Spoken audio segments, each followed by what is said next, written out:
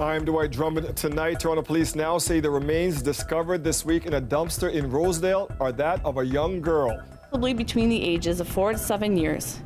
The child is described as black, of African or mixed African descent. Homicide is actively involved in this investigation. Kids don't just die. Investigators say the child may have died last summer. They're revealing the material her remains were wrapped in an effort to identify her. Plus, excited to announce that if elected, Ontario Liberals will shrink class sizes. With the NDP, you can get the dental care that you need at no cost. on the campaign trail, details from the NDP on their dental coverage plan, while the Liberals promise to hire more teachers and cut class sizes. And it makes me sad that they have no respect for the environment because of the potential hazard that these boats can create. The city says it's going to crack down on abandoned boats along the waterfront. First tonight, Toronto police confirming the remains of a young girl were found in a dumpster in Rosedale earlier this week. They believe she was between 4 and 7 years old and that she may have died a year ago. Tonight, investigators are working to determine who she is and how she died. Alicia Son has more. The autopsy has confirmed it was a little girl in that bin. Possibly between the ages of 4 to 7 years. The child is described as black, of African or mixed African descent. She is 3 feet, 6 inches tall with a thin build. She was wrapped in a crochet blanket inside a plastic bag. That bag was wrapped in a colorful blanket. Police say someone put her there just a few days before a construction worker discovered the remains on Monday. But the autopsy reveals she had been dead for much longer. She may have been deceased as early as last summer or fall, 2021 or perhaps earlier. Our first priority now is to establish the identity of this little girl. The Missing Persons Unit is scouring databases both locally and across Canada. We've looked at some outstanding missing persons occurrences. There are a couple which come close, but none that strike us right now as definitely being the one. It's not yet clear how she died or whether it was murder, but homicide is actively involved in this investigation, and the investigative mindset, as you know, is kids don't just die. There are many security cameras in this area, but none that are exactly fixed on the driveway where the dumpster was. So Toronto police will be scouring through days' worth of footage from several different cameras from around here to try to catch a glimpse of the suspect or suspects who might have driven the body here, walked by here, or even taken transit. The subway station is just 5 minutes away. Until a cause of death is determined, if any charges were to be laid, it's for indignity to a dead body. That can escalate to murder very quickly. Anyone who recognizes the blanket or victim description, to please call us immediately. We will identify this little girl, and we will be doing all the work that we can for her. Ali Chiasson, CBC News, Toronto. The teen at the center of the sexual assault allegations against Jacob Hogarth testified today. Hogarth has pleaded not guilty to 2 counts of sexual assault causing bodily harm and 1 count of sexual touching. Judy Trin is covering the trial for us, and a warning for viewers. Details of this case include stories of sexual violence. Judy, walk us through the teen complainant's testimony this afternoon. First of all, Dwight, I want to let you know that this young woman is now 21 years old. But when these allegations occurred, she was only recently turned 16. Now, what she said on the stand today was that she was a super fan of Hedley. She started loving their music when she was at the age of 10, and she and her parents would actually travel to Hedley concerts. Now, what we know is that they were they knew the band members well enough that Jacob Hogarth actually gave her parents his cell phone number. So when she turned 15, she actually copied the cell phone number and put it on her phone and told Hogarth at a concert meet and greet that she had it. And then he told her that he should use that number. So they began texting. That began when she was 15. In court, she said that over text, he would tell her that he loved her. He called her baby. And then he also asked to move their conversation over to Snapchat. Snapchat is an online messaging app in which you can text messages, videos, and photos, but those messages disappear after 10 seconds. So while communicating on Snapchat, Hogard asked her to send nude photos of herself. It began with a photo of her in her pajamas, and then he texted and said, "Can I see what's under the sheets?" At which point she said that it progressed to her sending a nude photo of herself. He also sent nude photos of himself to her.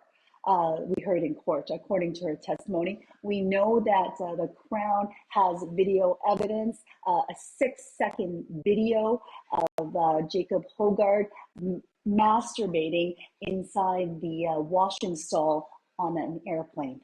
Dwight. We also learned more, Judy, about how this complainant and her family came to know the Headley frontman. Yes, it began when they were, it's a relationship that developed over 6 years. She had been going to concerts since she was 10 with her mother and father. And it was at a concert in Kirkland Lake in which they started hanging out with the band and having a longer interaction. That was the concert in 2013 where Hogard recognized the family and gave him his cell phone number. Now, fast forward a few years later, as the teen was exchanging texts with Hogard over Snapchat, he asked her to attend a Toronto concert in which he texted her tickets and backstage passes. But he asked that she not bring her parents. Instead, she brought her friends. After the concert, the teen said that she met him outside his dressing room, in which he walked very quickly to her, picked her up by her buttocks, swung her around, and told her just how much he had missed her and appreciated her. And then later on during a photo session, while they were posing, he let his hand drop and rest on her buttocks. So tomorrow, we are going to hear more details about what happened, including what the Crown alleges is a violent interaction, a rape in a hotel near the Pearson International Airport. Dwight. First day of testimony in the Jacob Hogard trial. Judy, thank you for this. You're welcome. An early morning fire has destroyed a popular Jamaican bakery in Scarborough. Fummy Bakery supplies patties to businesses across Toronto, and now their future is in limbo. Greg Ross has the story. This is what the Fummy Bakery looked like today, just hours after fire crews extinguished a massive blaze. I still don't believe it. Owner Fayez Abdallah says he was called to the bakery at around 4:30 this morning. He arrived to find it engulfed in flames. Before my own eyes, I seen like my life, like my child, just like burn in front of me. Fummy Bakery opened back in 1980. Abdallah says he bought it from the original owner 5 years ago. His father is a longtime customer. My dad is the owner of bakery on the Go and Bathurst station. Somewhere around 30 years ago, he started selling patties from this mystery bakery. Fummy may be best known for its Jamaican patties. They supply them to many local restaurants and shops in a number of TTC stations. We make thousands of patties a day by hand. The fire was a shock to many customers today who came hoping to get lunch. We drove up and we see that this unfortunate situation, and it's just so sad to see because this is a favorite place of ours. This man says he drove in all the way from Oshawa. Yeah, just to get a sandwich here. That's how great the sandwiches are. Yeah. Like, you know, and for years I've been coming here. Toronto Fire says nobody was hurt in the fire, but the structure itself was badly damaged, including the roof, which partially caved in. They managed to put the fire out before it got through to any of the neighboring stores, but now many of those owners are dealing with smoke and water damage. The owner of this card shop was allowed back in this afternoon. Salvage what we can in terms of our inventory and then assess that. Toronto Fire is now working with the Ontario Fire Marshal to determine the cause of the fire. They say it could take several days, and it's going to take a lot longer for Fummy Bakery to open its doors again, but Abdallah says he will be back. I'm going to rebuild some way, shape, or form. Greg Ross, CBC News, Toronto. If you need to fill up your tank, you'll probably want to do it tonight. Gas prices in the GTA are once again set to reach an unprecedented mark at midnight, closing in on $2 a litre. Talia Ricci reports.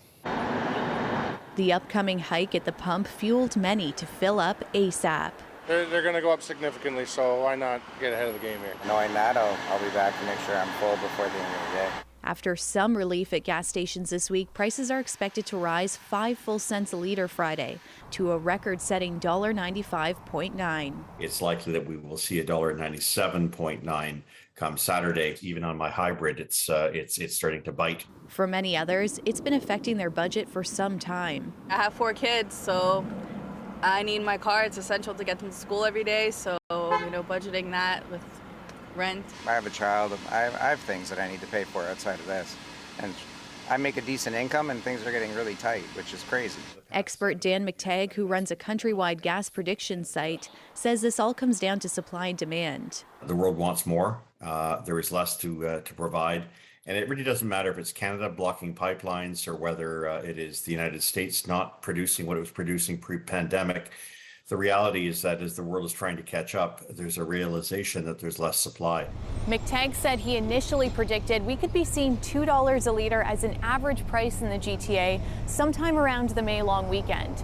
But now he says it could happen well before that. Unfortunately, I think $2 a litre may be with us in as little as the next week. And he says we likely won't see these prices roll back anytime soon. Real nervousness that once the Europe goes through the process of turning its back on oil and gas from Russia, there will be an even greater shortage. All this, again, in an environment where the Canadian dollar is showing no sign of strength in the face of $100 plus oil. A prediction causing some to rethink their vehicle choice altogether. Spending almost $300 a week on gas. You add that up every month, it gets to be pretty pricey. I might get an electric vehicle just to go to the cottage or something, who knows. Talia Ricci, CBC News, Toronto.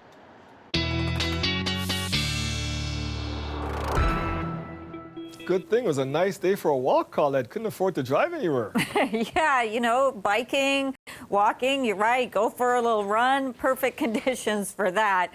And just having a look at where those temperatures are still holding. 14 for Toronto and Windsor. But notice, again today, Ottawa at 17, so a little bit warmer there when you get away from the winds having that influence with the lakes. And I do want to bring your attention as well to what's happening into the prairies in Saskatchewan in particular. Yeah, you're reading that correctly. Mid-20s. Those are the temperatures, and that heat is going to take some time, but into next week we're going to find some readings in the 20s coming our way too. So think maybe by Wednesday, and then we'll have a string of that. But we've got a string of nice weather ahead of it as well. So a closer look at some of those current temperatures. Kingston, another area where the influence of the lake keeping that temperature down just a little bit, and Sarnia too.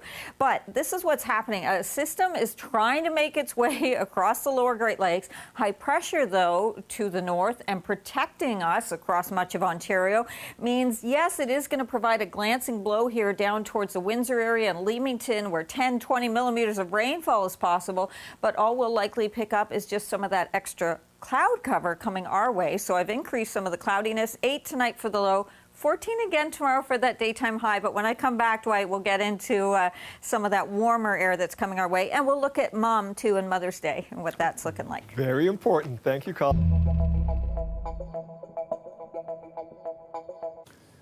Day 2 of the provincial election campaign and more party policies are starting to come into focus. Today, the Liberals announcing if they form government, they'll introduce a hard cap on class sizes and hire thousands more teachers. Lisa Shing has the details. Liberal leader Stephen Del Duca announced the party's plan for education today.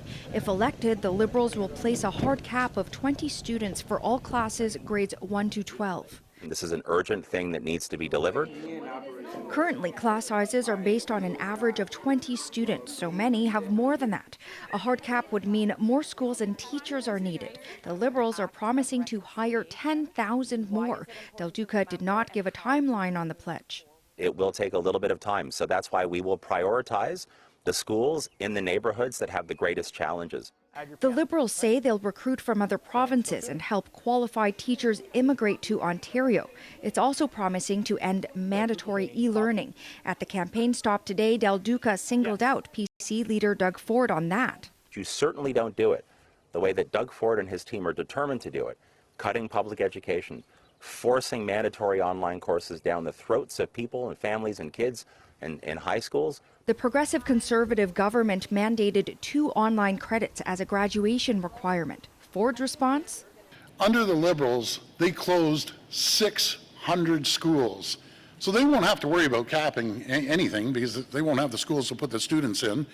As for teachers, the union representing Ontario's high school teachers supports the idea.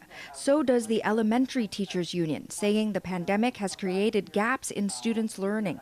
One of the ways that we can overcome some of the challenges that COVID-19 has presented over the last couple of years is to actually reduce class sizes so there's more personal attention that educators can give to their students.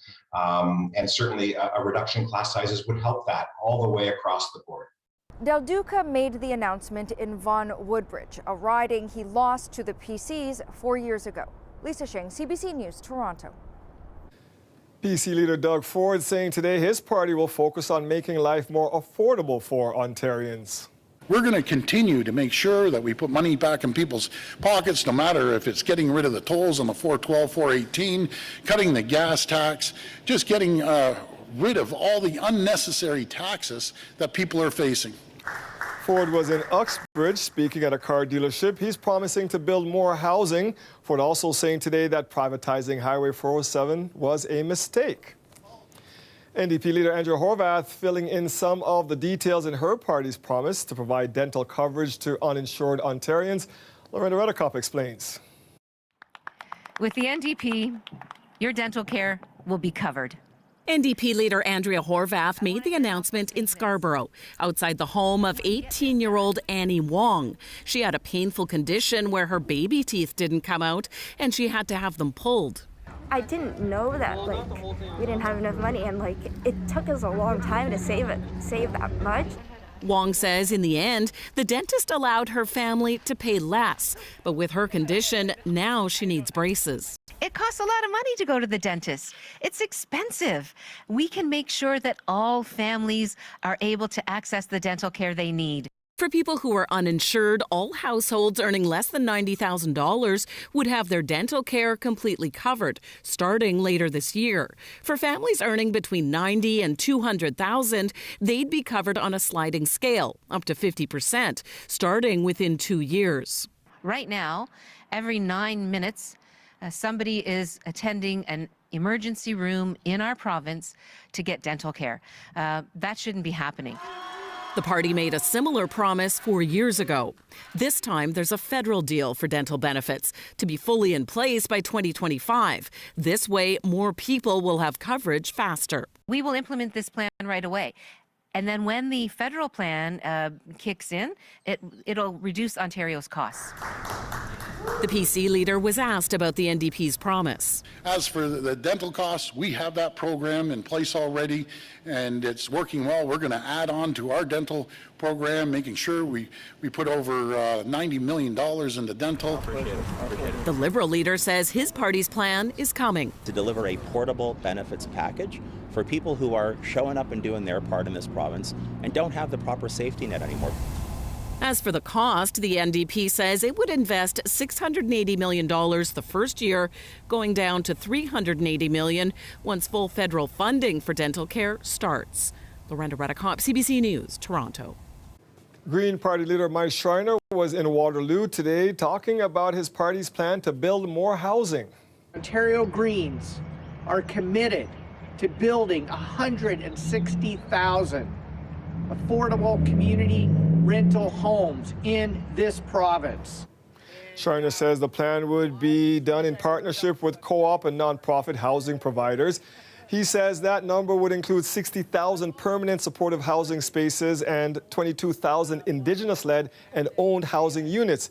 Schreiner adds the Green Party would also crack down on speculative home buying and change zoning laws to make laneway homes and secondary suites easier to build. Still ahead, my conversation with Eric Grenier, who will break down where the polls stand right now. It doesn't take much to get an abandoned car towed in the city, but it's a whole different story when it comes to an abandoned boat. Just 3 years ago, federal legislation passed that bans people from up and just leaving their vessels in the water. Not only can they be eyesores, there's a risk some are hazardous to the environment. Now the City of Toronto wants to make it easier to get rid of them. Angelina King explains. Amid the scenic views of Lake Ontario are some unsightly and dangerous problems, boats that have been wrecked or abandoned. While some are eyesores, others can be hazardous to the environment and wildlife. It was really heartbreaking to see. There are currently around 40 abandoned boats between Pickering and St. Catharines that are of concern. 4 are located around the Toronto Islands, 4 in Humber Bay, and 3 in Bluffers Park, including this sailboat at Bluffers Park. It doesn't belong to Corey Campbell, but when it was floating free after a storm, she tried securing it in place. It makes me sad. It makes me sad that they have no respect for the environment because of the potential hazard that these boats can create. Campbell visits Bluffers Park daily and says she's seen 3 abandoned boats in the last year. And there was a gas spill on the surface of the water. The ducks are swimming in and out of the cabin after it sunk. Toronto City Council, including Councillor Gary Crawford, voted last month to ask the feds for more power to remove problem boats. It's a very complicated process. Unfortunately, a lot of bureaucracy is involved. As it stands now, only the Canadian Coast Guard, Transport Canada, or the boat's owner can remove a nuisance vessel. The federal government says there are some instances when the city can intervene, but city councillors say their hands are pretty much tied. The one vessel down in Bluffers Park, it's taken months, in fact, to be able to remove it. And there was a hazard because it had actually sunk. When we see a problem, we'd like to see it resolved immediately. Robert Brooks, the director of the Coast Guard's Vessels of Concern program, says it's tracking more than 2,000 problem boats across Canada. And while there is emergency response for boats leaking hazardous materials, we can't be in any one place all of the time across the country. We're protecting the highest risk areas first. Transport Canada says in most circumstances, officials have to wait 2 years before a boat is considered abandoned. And if it is, the penalties are pretty stiff. Owners can face fines of up to $25,000 or face up to 6 months in jail. Angelina King, CBC News. Leaders are traveling around the province to drum up support, and the pollsters are hard at work to take a look at what the polls are saying in these early days of the campaign. We're joined by Eric Grenier. He's a poll analyst and a writer at the website The Writ and CBC's poll tracker for this Ontario election. Eric, let's start with this. As you look at the polls today, where are the parties starting from in this campaign? Well, the PCs are starting in a really good position because they've been leading in the polls now for quite some time, and they have a strong lead right now. If Doug Ford and the PCs were sending people to the polls today, they'd win a majority government because they're holding a pretty wide lead over the second place Liberals, and that is actually a shift from 2018 because the Liberals, of course, finished third in that campaign. It was their worst performance in the party's history. It was the New Democrats who finished second, but what we're seeing in the polls lately is that Stephen Del Duca's Liberals are in second place, and it's the New Democrats under Andrew Horwath that is in third. There'll be a race to watch to see which of those two parties will emerge as the top alternative to Doug Ford, but right now, this is Doug Ford's election to lose. And Eric, we're hearing some talk about some smaller parties. How significant a difference could they make in this election? Well, there's, of course, the Greens. Mike Schreiner was able to win a seat for himself in the last election, so he will now be at the debates. He's going to have a much higher profile during this campaign for the Green Party. There will be a challenge for them to try to find a place in the province where they can win a second seat. There's also two parties that are further right to the PCs, the Ontario Party and the New Blue Party, going to be running candidates across the province. We'll see what kind of impact they're going to have. They're following in the footsteps of Max Bernier's People's Party, which took about 5% of the vote in the federal election in Ontario. We don't know if they'll match even those numbers. They're not doing that yet in the polls. But if the PCs are retaining the kind of lead that we're seeing in the polls province-wide, they probably don't need to worry about their right flank. But we'll see if this election gets a lot closer. And if they do, then those votes could really matter for Doug Ford. We know how important the GTA is in making the king or queen out of this campaign. What local races are you watching here in the GTA?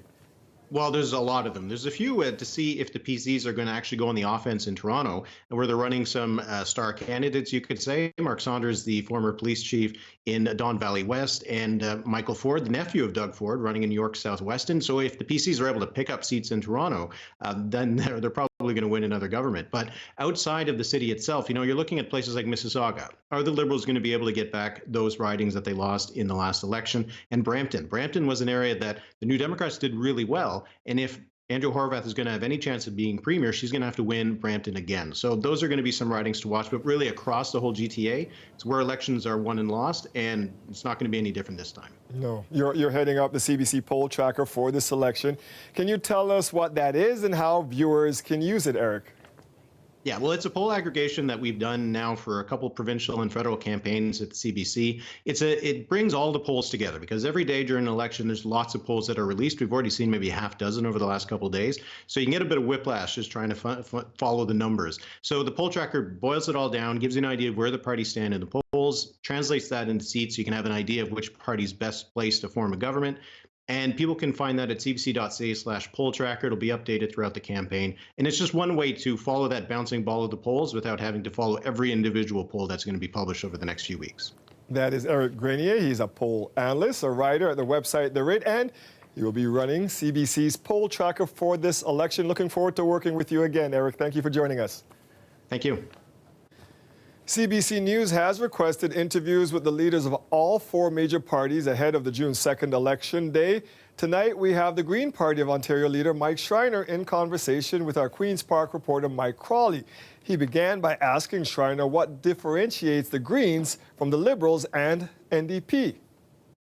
Well, I mean, first of all, we had the most honest, ambitious climate plan for Ontario to meet its climate obligations, crush climate pollution in half by 2030, be fully net zero by 2045, and do it in a way that positions Ontario to be the global leader in the new climate economy, which is one of the things that actually attracts more progressive-oriented conservative voters who recognize that we have to address the climate crisis, and we can do it in a way that benefits Ontario's economy, generates prosperity, creates new career and better job opportunities for people. But I would also say the Ontario Greens are leading on a number of other issues. Our housing affordability strategy has been described as a masterclass plan in delivering the solutions that Ontarians need. And our mental health strategy, we're the first party to put forward a standalone mental health strategy in the history of Ontario. It's great that the NDP has copied many parts of it a month and a half later, but the difference between us and them is that we were honest with people about how we would pay for expanding mental health under OHIP. The NDP still hasn't delivered a costed platform on that particular issue, even though they released it months ago. Interested to hear you say, though, that you're also attracting conservative voters that have an environmental bent. So what about the Green Party is appealing to a more conservative voter? Well, I think you see that right here in Guelph. I mean, Guelph is a city that, has a number of clean tech and new climate economy businesses, and we have one of the lowest unemployment rates in all of Canada. And so I think we've shown that you can address the climate crisis, significantly reduce climate pollution, and have a strong, prosperous, vibrant economy at the same time. And I think there's a number of conservative voters out there, particularly more progressive-oriented conservative voters, who don't like the fact that the current conservative movement denies climate change or certainly doesn't have any indication that they're going to address the climate crisis, are attracted to a party that's going to be bold, ambitious, and honest about how we can do it, and do it in a way that benefits our economy. So what would your ideal scenario be then in terms of what ends up happening after June 2nd in the way of a minority? What's your goal? I mean, our goal is to have a Green Caucus and to have that Green Caucus be a part of putting forward the vision and the policy plans that are going to move this province forward. Right, but if there is a majority government, having that Green Caucus isn't going to do anything for you. So I guess rather than that being your only goal, if your goal is to have an influence in a government, it needs to be a minority, am I correct? I wouldn't say so. I mean, obviously we can maximize our influence if it's a minority government, but I've had a pretty significant influence even with a Ford majority. So when Doug Ford said he was going to open the Greenbelt for development, I led the charge and the PCs backed off on that. When Doug Ford said, hey, we're going to issue a ministerial zoning order to build an Amazon warehouse in the Duffins Creek wetlands, I led the charge against that. they backed off on it. When Doug Ford said, hey, we're thinking about expanding the Greenbelt, they specifically said, well, we're going to look at the Periscott Moraine based on my private member's bill. So even in a majority government, if you work hard, you mobilize citizens, you can have influence. But obviously, we could maximize our influence in a minority government because then we could leverage that into having more concrete and ambitious policy outcomes. For more of their conversation, you can head online to cbc.ca/Toronto. You can also find interviews with the Liberal and NDP leaders. Our team has reached out to PC leader Doug Ford, but we haven't received a response yet. So, Doug, if you're listening, we'd like to talk to you. Canada is being urged to support an American proposal that could see the U.S. step into the war in Ukraine. It would authorize American military involvement if Russia moves to use biological, chemical, or nuclear weapons. Meanwhile, in Ukraine, Russia is intensifying its offensive in the east and south, and there's another effort on the way to get civilians safely out of Mariupol and the vast steel mill where they took shelter weeks ago. Ellen Morrow now with the latest. The fierce onslaught at the Azovstal steel factory, the last pocket of Ukrainian resistance in Mariupol, Russian forces are trying to wipe out. Ukrainian officials are accusing Russia of breaking a ceasefire meant to help free civilians from the hell they've endured, trapped in the factory's bunkers. The enemy doesn't observe any norms or laws, says this commander from the Azov regiment. The fighters holed up in the plant. They're killing people in front of the eyes of the whole world.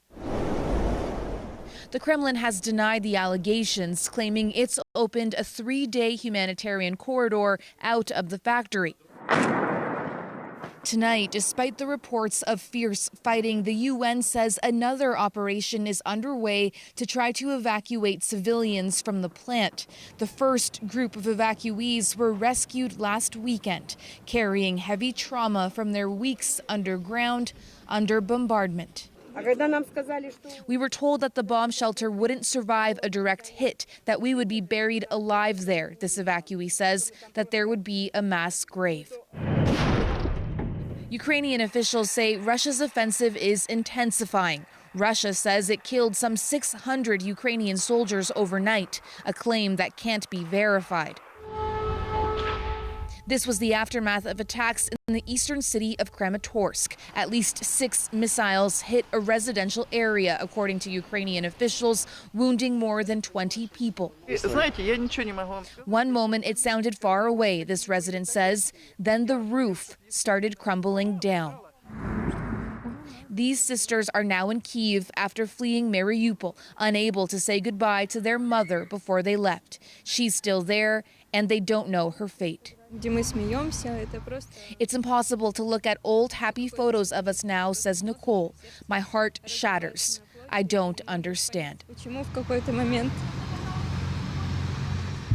So much heartbreak, so much loss, everywhere across this country. Ellen Morrow, CBC News, Lviv. The World Health Organization has released some staggering numbers on the global toll taken by the COVID pandemic. The WHO says if COVID had not happened, nearly 15 million people around the world would likely still be alive. That's more than double official figures provided by governments around the world. Philip Lishanak has more. By official counts, the numbers were already staggering. More than 5 million people died in just 2 years. We have to remember that behind these numbers are people. But the World Health Organization looked at pre-pandemic mortality rates to estimate the true worldwide toll of COVID-19. We know that data is the lifeblood of public health, and not all is good in the world of data. Instead of 5.4 million officially reported deaths, it estimates just under 15 million excess deaths.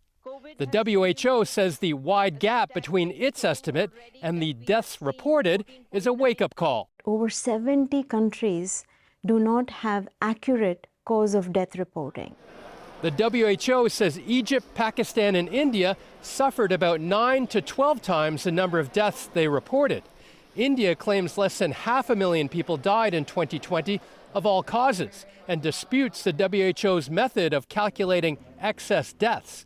That's the actual number of deaths compared to what would be normally expected in similar periods, according to this epidemiologist. It's not a perfect measure, but in a time of a pandemic, the excess is almost all going to be due to the infection, mostly direct effects, but sometimes it's indirect effects.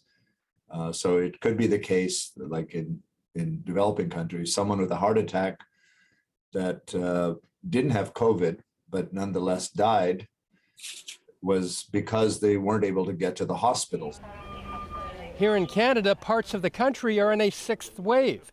This epidemiologist says some may take issue with the WHO's estimate, especially those who debate whether people whose deaths are linked to COVID should be counted differently from those who actually died of COVID. It's a pointless argument. I mean, a lot of people died that wouldn't have died otherwise. Had there been no pandemic, millions of people who died over the past couple of years would still be alive, and you can't argue with that reality. The WHO says governments need to accept the true toll of the pandemic in order to make investments in planning and precautions, so we are prepared for the next one. Philip Lishanok, CBC News, Toronto. The city has reached another milestone in its COVID-19 vaccination campaign, giving out more than 7 million doses.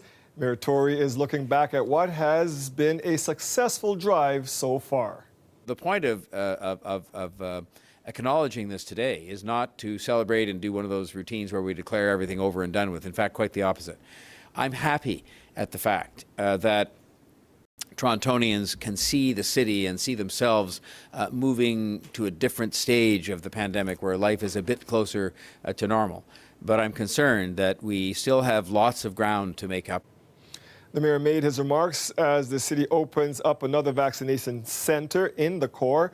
More than 89% of residents aged 5 and older have received their first dose. The amount of residents with 3 doses drops to about 65%. The mayor says his case of COVID last month was mild because he's vaccinated. The Greater Toronto Airports Authority is calling on the feds to make changes amid extreme wait times being faced by passengers.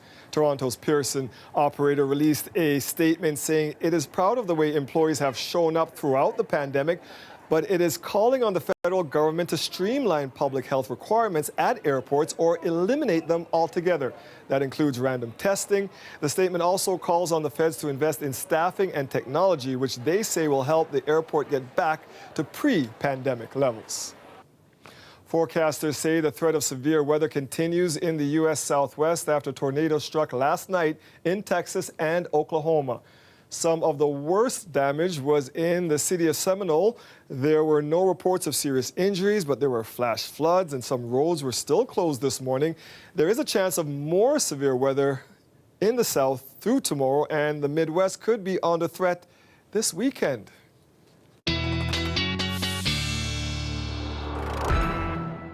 You're at home, a beautiful sunny day. Could any of this, though, be heading our way, Colin? Yeah, you know what? We're going to have high pressure kind of protecting us and helping us so that we don't get into some of that nasty weather. And speaking of nasty, crews in Oklahoma with some of these storms had to respond to a lightning strike. And what it was, lightning had come through a vent and struck a toilet and burnt and blew the toilet up.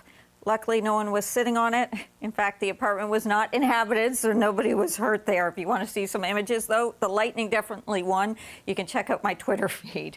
All right, just having a look at what's going on here with that active weather. And yes, it is brewing once again. They're through the Midwest, Tornado Alley, and then pushing over. You can see it going over towards Nashville, Memphis as well. But all these, we're talking about tornado watches in these areas, and there's some severe thunderstorm warnings. So again, a lot of active weather through that area. We're just looking at some increasing cloudiness because we're kind of going to be protected for the next little while. And that means for Mother's Day. So thanks, Mom. She's bringing us some good weather for Sunday. Long range temperatures. The change is going to be that we're going to get into some pretty warm air. I mean, today the hot spot in Ontario, Atikokan, it was 19 degrees, but the hot spot in Canada, Bratz Lake, Saskatchewan, 28 8 degrees, and that's some of the warmth. Okay, maybe not quite that extreme, but getting into those 20s that'll be coming to us by about midweek. The current temperatures, they look like this. Yeah, we're still holding there at that 14 degrees, kind of reached that and then nearly steady there because of some of the cloud cover and the effect of the lake with the breeze. This is a part of the system in the States that will likely bring some heavier rain, but just a really extreme southwestern Ontario, so 10-20 millimeters towards Windsor and Leamington, but we're going to see it not able to make its way. It's battling it out with that high pressure, and lucky for us, we get the high pressure winning, so the drier conditions and a lot of sunshine after tomorrow that will be coming our way. The temperatures tonight on the milder side, thanks to that blanket of cloud cover. Looking at the readings, yeah, they're just a tiny bit below seasonal through Sunday, but still beautiful conditions. We'll start a gradual warm up to Tuesday, but Dwight, I'm telling you, the twos are coming to start off some of those numbers by Wednesday. I've got my shorts and sandals ready. Thank you, Yeah, Colette. I knew you'd be happy. You're welcome.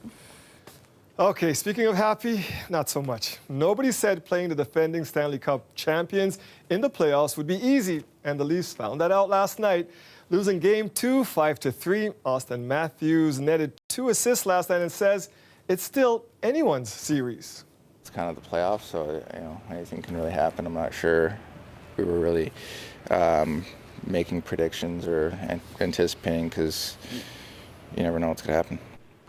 The Leafs were back on the ice for practice today before hitting the road for Game 3 of the series in Tampa tomorrow night. Matthews says gaining an advantage early in that game will be important.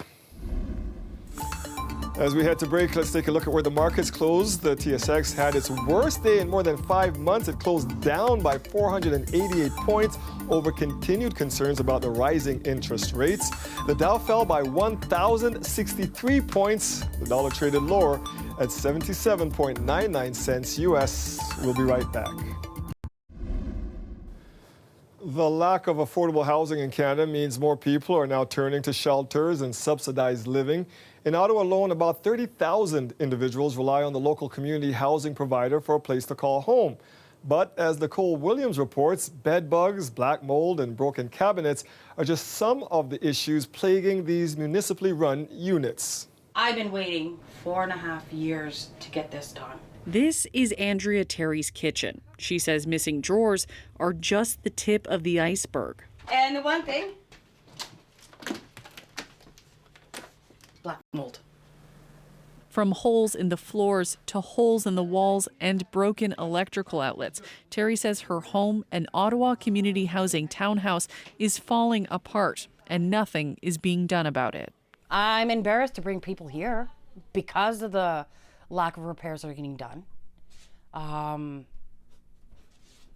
It's heartbreaking for me because I used to care.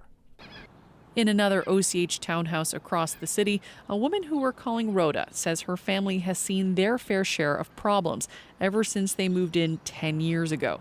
CBC isn't using her real name and others in this story because of concerns about speaking out. My kids, all the time they complain. The main source of those complaints, a leaky roof. She says the problem is so bad that in one of the bedrooms, water drips onto the bed whenever it rains or snows. Another room can't even be used in the winter because it gets so cold. And in some cases, there's mold. Sometimes you see the wall is wet inside the house. It's no good for health. Then there's the matter of bedbugs, which forces many of OCH's low-income tenants to throw out their precious belongings. This former tenant lived in a high-rise for about 6 years. At one point, bites covered her entire arm. Not being able to sleep at night or being worried that you're going to be crawled on and bitten. As for the conditions of OCH homes, that's an uphill battle for the corporation too. It's dealing with aging properties, many it inherited by the provincial government in the 1990s. The province itself, when it owned that part of the portfolio prior to 1999, wasn't spending enough money on maintaining it well. OCH says it receives hundreds of thousands of maintenance requests a year, and even though it's challenging, they're a priority. As any landlord, we will fix the issue, making sure that people are comfortable and safe in their homes. Many of the tenants we spoke to say that's not the reality. They understand that fixes take time, but say that even getting a verbal response from community housing staff is often difficult. Nicole Williams, CBC News, Ottawa. Weather word for the day, sunny. We're going to see just such a nice stretch of dry conditions, meaning also in many cases sunny conditions, and then a warming trend coming as well. Now we do have a little bit of extra cloud cover, although a lot of it kind of the higher thin stuff just tonight and into tomorrow as well. But beyond that, things looking good for quite a stretch. So overnight tonight, 8 degrees. And you know, earlier in the show, I was looking at the warm spot in Ontario and the warm spot, telling you about that in Canada. How about the cold spot in Canada today? Shepherd's Bay Airport, Nunavut, minus 20. So how about that mild overnight temperature we have of 8 degrees tonight, 14 for tomorrow. And again, a lot of this is kind of fair cloud. So even though it'll be moving in, it should still be pretty brighter, that feeling of having some sunshine around too. So looking good there. Temperature just a few degrees below seasonal. That trend does continue for a few more days, including for Mother's Day, but more and more sunshine coming into the forecast, more and more warmth. And then we get into the 20s by midweek next week. Nunavut, I was hoping Windsor, because they always beat us into the warmest spot in the province. I know, but they're going to have the rain coming over the next little while, and we don't. So there you go. I feel better. That's our show for tonight. Thank you for joining us. Have a great night. Stay safe out there, everyone.